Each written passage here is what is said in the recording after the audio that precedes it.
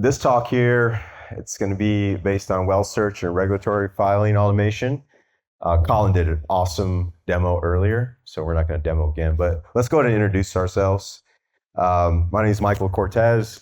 I've been in oil and gas for 20 years. I was mostly on the operations side, frac hand, cement hand, Halliburton. Spent most of my career at BHP Billiton when they bought Petrohawk and all those assets. Spent the last 5 years with them offshore, Trinidad, Tobago, Gulf of America. And I've been in tech the last 5 years now, previously with Corvette AI, Director of Dev Center, and Colin and Todd and Canisius. They got me over here across the parking lot to collide. My name's Buck. I guess I'm working on 17 years now. First 10 was with a major operator. I was a drilling supervisor, superintendent, mostly deep water, remote area exploration wells, which is important because now I'm in production. So I didn't actually deal with any completions until, maybe 2.5, 3 years ago. After that, well control engineer, so blowouts, fires, some modeling, stuff like that.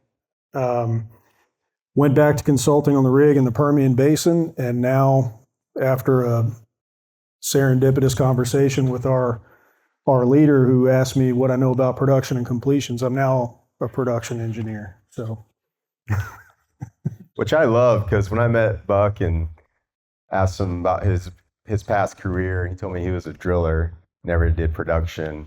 I hope he feels a little bit of the pain when his drillers drill out of zone now and crooked, and his completion team, they set the packers the wrong depth and leave crappy fluid in the annulus. He gets to deal with all that now. I mean, you learn a whole lot, right? If you know anything about wells and picking up packages and assessing risk, probably the biggest existential risk that exists in the oil field in terms of like actual operations is sustained casing pressures, sustained annulus pressures. And that is, you look at the old wells, you look at the new wells, the designs have changed. That's all part of that evolution, right? How to mitigate that. So everybody's kind of conscious of it. It's not sexy business, but it's a problem we're going to have to look at. So, heck yeah. Leading into not a sexy business. Let's talk about production ops. I know Joseph, he's production ops. Any other production ops in here? E&P? Well, I can't wait to disappoint you. Yeah, so let's talk about production ops a little bit. Let's talk about the budget and production ops versus, say, capex for drilling.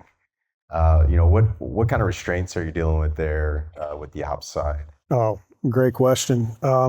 So coming from a major operator and going to a very small operator, we have 500 total well bores. Right now we're 1,700 barrels oil a day with some gas, maybe 1,900 equivalent. So we are extremely small and we run extremely lean and we're very new. And we are looking for certain types of properties to bolt on to our stuff to increase our production and all that. So we have a collection of funds, and each one of those funds has a different set of stakeholders. So when you're talking capex and drilling, I don't know if this is like a feather in my cap or what, but I've been a part of like 3 of the most expensive wells that this super major ever drilled. So money was no object. We were thoroughly convinced that our CEO was reading our daily drilling reports. So, yeah. On this side of it, the AFE conversations, the facility expenditure conversations, those are all, I walk 10 feet, I talk to our CEO, and he says, can you make it cheaper? And that's about it. So for us, the delegation of authority guideline is like an order of magnitude lower than what I'm used to. So a lot of adaptation there. But now after 2 or 3 years of being in it, you kind of take the shape of the container you're in, right? Mm-hmm. So we're making it work. We got a good team. Awesome. The reason why I asked that is because production ops is, I think, a great use case here for what we're doing. running super lean. Joseph, like almost when I met him the first time, he had like a roadmap of all the things that Collide is going to be doing, and I loved it. Just like opened my mind up. So doing more with less, right? So let's talk about that a little bit and how you're using Collide to do those things. So let's just hit up on well search. Tell me how you're using well search in Collide right now on your side. So what we've done as far as the implementation is we've given you guys a small fraction. We've given you access to one of our funds, and it's right there in the city of Midland.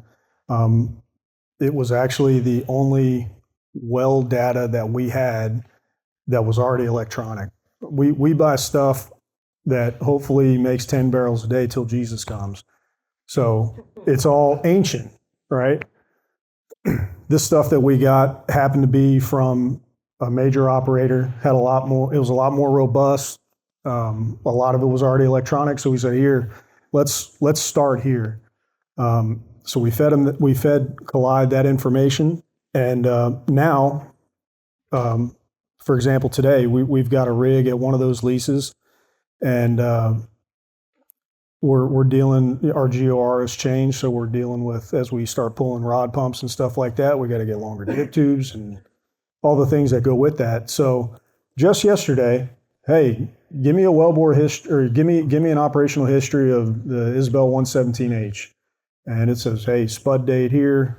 Here's your work. It went through our wellbore diagram that we adapted from the previous operator, and it pulled out the well history. These were the failures. This is when it was worked over. Here's what you have to look forward to. Fortunately for us, it's, none of our stuff is really complicated, but to have that stuff at your fingertips, as opposed to, like the last fellow was saying, having to go to however many different documents and search for it. I mean, that's probably a pretty conservative estimate, roughly a third of my time looking for information. And to dovetail onto that and kind of go off track a little bit, I think that for those that maybe don't see this as more of just a way to automate workflows, it's really easy to say, well, Dropbox has a pretty good OCR. Like, I can search Dropbox and it's really good at pointing me to the right document. Well, looking for the information and actually using the information are two different things. And I can find the information and that'll save time, but actually being able to use the information is where the real value is. And that's really where I started to really see the promise in what's happening here, because, I mean, how many of you guys have been on site? Well, how many of you have been on a rig or a completion site or anything in the field? Yeah, more than half of us. How many times have you asked yourself, well, if I only had to do my job, if I only had to do my job, would it still be even a full-time job, right? With as much time as I spend looking for information? Now, imagine if you have a tool like this that can say, like, okay, well, not only can it find the information, but say, hey, we need to pull this rod pump. Can you give me a procedure? Can you help me highlight the risks? Or based on what we have for well tests, has anything changed in the field that we need to be aware of? Obviously, we're not there yet, but it's certainly within reach. I mean, you can see it when you think about what this kind of platform can do. So, no, it's good. So, with the foundation and what Colin showed earlier with the foundation of search, and then document creation, and then agentic workflows, where do you want to see it go next, Buck, for you and how you use it?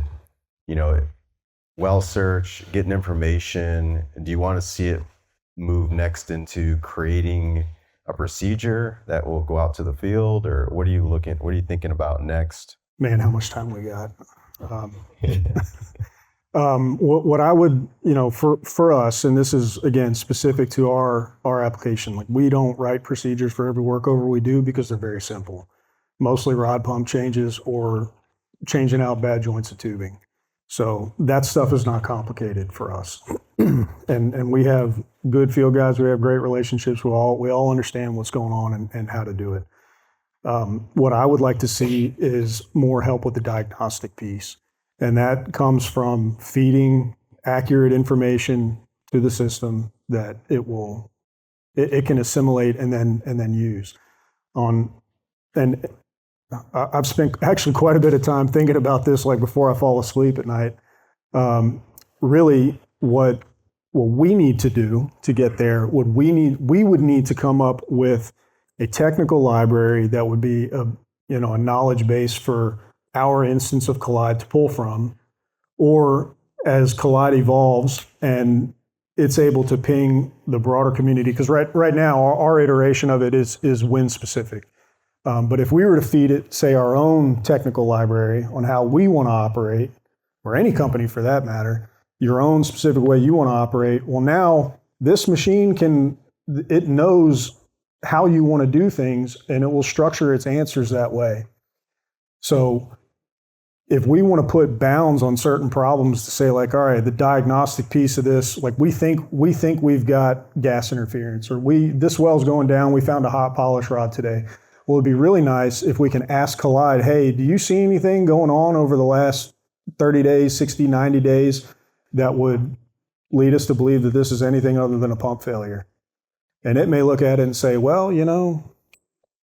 we're seeing this on the trend. This may be indicative of gas interference, or this may be, whatever it is, water intrusion, or what have you. Do you have maybe it comes back and says, do you have a current dyno, or do you have a current fluid level? Just those probing questions that as an engineer, when you hear about something's wrong, first thing you want to do is, okay, well, what does it look like? Second thing you're going to do is you're going to start asking probing questions. And then when you find the spot that gives, well, then you dive in a little bit deeper, right? And I think that the only thing that really would be lacking, other than cousin Jimmy over there getting after it before happy hour, would be for us to give it the right tools, and us to give it the technical basis we want to be operating from. No, awesome. And I think just on that point, because I think that's a really good one in terms of kind of level setting state of AI today. I think AI does a really good job of finding correlation, maybe even stuff you don't appreciate doing it every day. It still comes down to Buck, though, being the subject matter expert, to say, is there causation there? Right? So. Yeah. Chuck, would you even say it can be a thought partner? After my third glass of wine tonight at the happy hour, I'll start waxing philosophical about the future. But I do think sooner rather than later, like if we're doing this next year at this time, I think we're talking about AI being a thought partner on things. Hey, Buck, I noticed production's down in this well. Have you thought about this? Have you thought about that? It's going to move from finding your data, answering your questions, to suggesting things. And that's going to happen sooner than we realize. Yeah, I mentioned today, I think it was to Michael, or maybe it was Mr. Neely over there. Really at the end of the day, every one of us is just like a light that shines on shit we think is worth looking at, right? So, and somebody else mentioned, they get a list of things they have to navigate kind of before they really start their day. It would be really good if you had something like Collide to help interpret some of that, so that you could really shine on the things that are worth looking at, right? And you don't have to spend that time making the decision on, do I pursue this? Do I table it? Is it a non-issue? I can absolutely see something like that, like you say, in the very near future. Just building on that, and you said something earlier about, the assets that you guys look for. What does Winn look like as you maybe go acquire more assets? Like, what does your team look like with Collide now, and building out workflows, agentic workflows? Are you thinking that you guys can stay lean and run leaner as you grow, or as you get more assets? Yeah, I do, because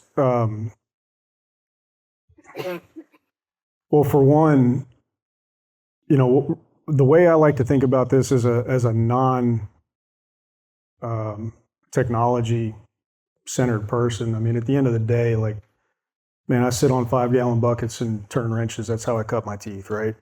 What I think about is like, okay, well, when I hired on with Winn, we talked a lot. I focused a lot on, well, what does Winn look like in 5 years?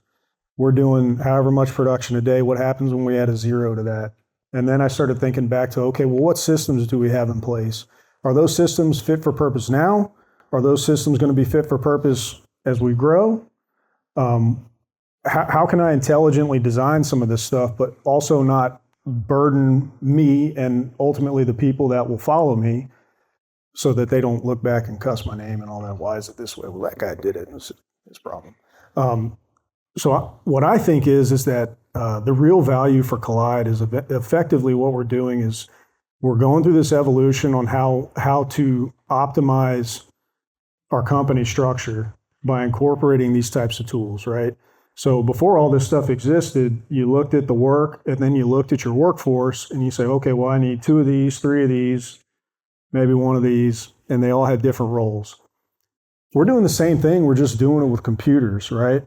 So how I think about it is in a perfect world, this thing very quickly takes the seat of an engineer or a tech in some capacity, right?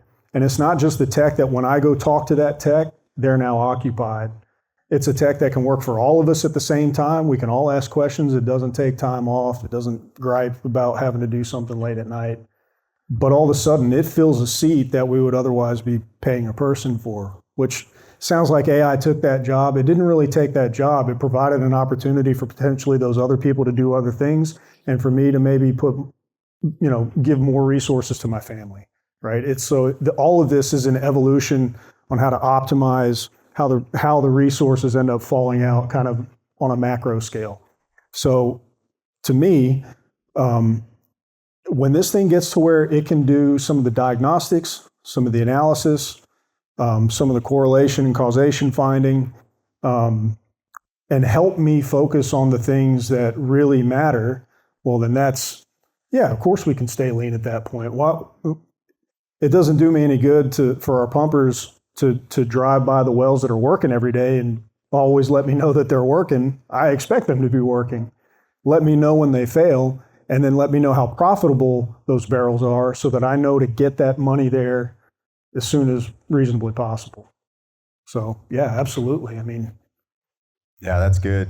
And I like the office space. What does it look like for a pumper? How do you think a pumper is going to interact with something like Collide or down in the field?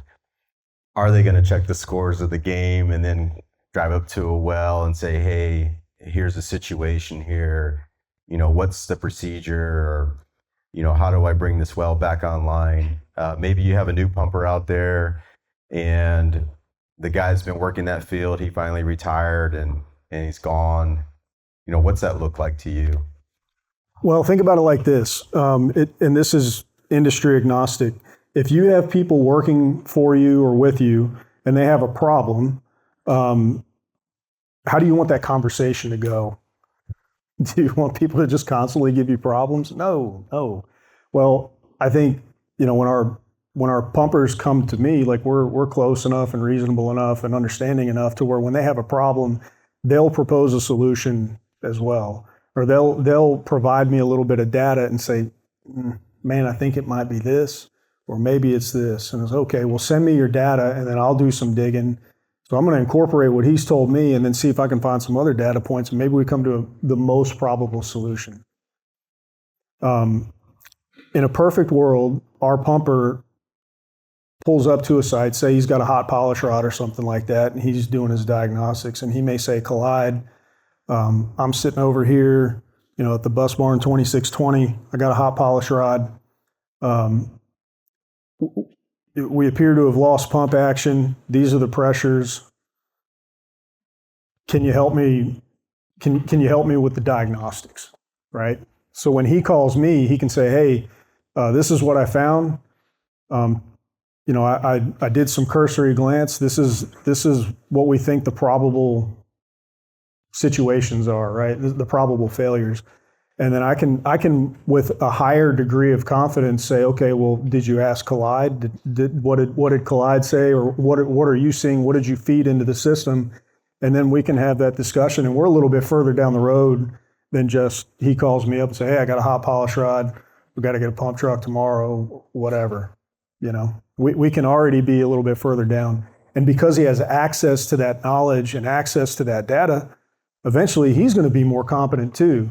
It's like when I think about our grades of pumpers, you have the brand new green guys, wet behind the ears, don't know a whole lot, still learning. So what is the goal for them? The goal is if you see something that is not within these bounds, ask for an adult, right? Your more senior pumpers may be able to come by and be like, no, man, you just got to choke this back a little bit. They'll know, right? But what do we really want is when they have problems, either they can diagnose it themselves and it's a non-issue, which frees up everybody's time up the chain, or when they call me with a problem, they already have some probable outcomes ready in hand, and we're already further down the road to getting it fixed. So I really want to build Pumperbot. This is another 3 glass of wine rant I go on. And my questions for you, I've got 2 of them. How much tribal knowledge on the well do you think is in the pumper's head that never gets on a sheet of paper or in a database? That's number 1. And then number 2, voice to text is scary good. I mean, Colin was doing that up there. It is amazing. We record all our meetings at Collide these days, and you can not only ask, what did Colin say? You can say, what did he mean by that? And the answers you get back are scary good. Do you think a pumper would be out there talking to a bot? If it was helpful. If it was helpful. I mean, you know, what's the best compliment you can get in the oil field, at least in the upstream? That dude knows his shit, right? Yeah. So if the tool knows his shit, of course he's going to use it as a resource. We would have to train them and maybe break some habits, but yeah, they absolutely would use it, especially the new guys, because they're looking for something to hang on to, right? But you mentioned tribal knowledge around pumpers. We have an example from this year. We have a guy that was working at one of our fields and spent most of his career at this field. He knew when to flow what wells, what's going on here. He knew all about the structures. He knew all of the history. I mean, he knew all of the stuff about the existential threats, because this stuff was like built in the 40s. He knew it all. How could you possibly download all of that data and make it useful? You just can't. So somebody's going to have to learn. So what did we do? We transitioned from a guy that was retirement age to a guy that's in his mid-30s. There's no way he's going to know everything. How do you do that? Well, what we can do is we can feed something to like a Collide that may retain some of that. And Nick, I've been using the hell out of that granola app you sent me. I mean, yeah, it's incredible, man. That's on my phone. I used it in a restaurant in a business meeting yesterday, and it got everything. The restaurant was loud. It was great. But yeah, I mean, if you can, if you can have those interviews and capture that stuff, especially when things go wrong, and make it available to everybody, it just has to be there. You don't have to necessarily prompt them to use it, because sometime, somewhere, I mean, you'd rather be looking at it than looking for it, right? So if they don't know, and they don't, what's the quickest place I can go to find out? Well, Pumperbot, it might just be Glide, Yes, yeah, if you had, I remember I used to do well reviews. Yeah. Like you get with the pumpers, you sit down, you go through the well, you have the well history, and if you had a recorded version of that that was transcribed, holy cow, that was a lot of knowledge. Yeah. You get a fraction of that knowledge base, because they'll always talk and mention, oh, well, if you do that, this always happens, or that well's failed, 7 times this way, and this is what you have to do. If you had some of that captured in the well review, that could be a really cool way to capture. Absolutely. Seems to me that would be so useful in safety as well. Oh, yeah. I mean, that's just huge. yeah. If you can ever get that, on the obviously EP side, on the chemical side, doing turnarounds and stuff like that. Yeah. That's huge. You're about to go in here and do X, Y, Z. And even if you start giving a visualization of glasses and you start putting it to actions and helping them see it, It's think really about this, cool right? where my mind could go. Every facility is a little bit different, right? So, I mean, well controlled days. I mean, this will apply to the, the further downstream than us side, but like, it doesn't matter to me what the flow rates on this well are. If it's a surface well, like I know that at the end of the day, like I still have to kill this well, and these pressures and fluids, they all relate a certain way.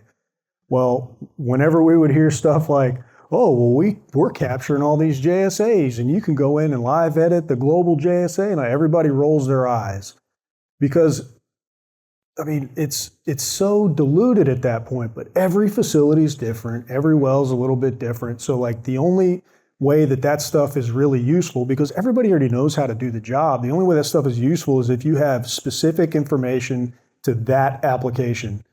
If you are, let's say you're at a facility and you happen to know, hey man, that valve is a little bit touchy. You got to watch it. It doesn't quite work like what you're used to. Well, how do you capture that? Well, it's got to. I mean, that's the knowledge that sits up here. That's the guy that just retired, right? And then we're all going to learn that lesson again. Oh, a little scary. I make outlandish statements because that's just kind of what I do. And I've been saying in meetings that 80% of the tribal knowledge in this industry never makes it on a sheet of paper. And the chief operating officer of a multi-billion-dollar E&P company said, it's 95. Yeah. Mm. Yeah. Yeah, I'd say that's probably accurate. Yeah. When that happens, you just make the mistake again. Yes. It's expensive. Yep. Awesome. Well, I'm super excited to be working with Joseph and Buck on the production ops side. I think there's so much opportunity there. Go tell your production ops colleagues about what we're doing over here. We're going to have an awesome roadmap. It's going to be really exciting. So